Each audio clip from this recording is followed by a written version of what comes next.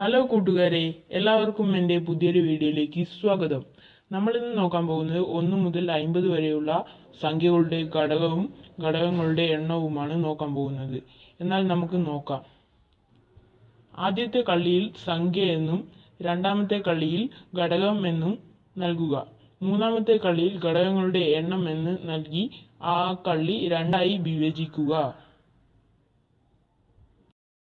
എന്നാൽ നമുക്ക് 1 മുതൽ 50 വരെയുള്ള സംഖ്യകളുടെ ഘടകങ്ങളെക്കുറിച്ച് നോക്കാം.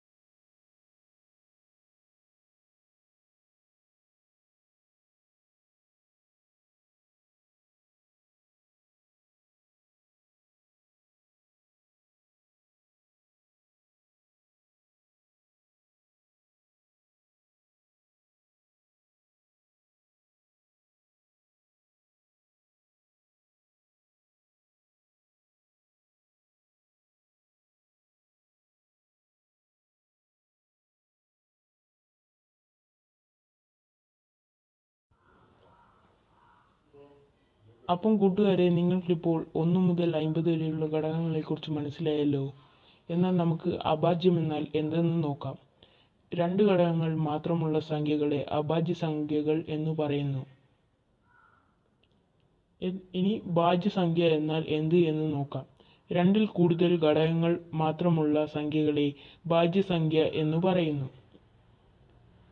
1 എന്ന സംഖ്യ ഭാജ്യമോ അഭാജ്യമോ അല്ല. അഭാജ്യ സംഖ്യയിൽ 2 എന്ന നമ്പർ മാത്രമേ ഇരട്ട സംഖ്യയായിട്ടുള്ളൂ.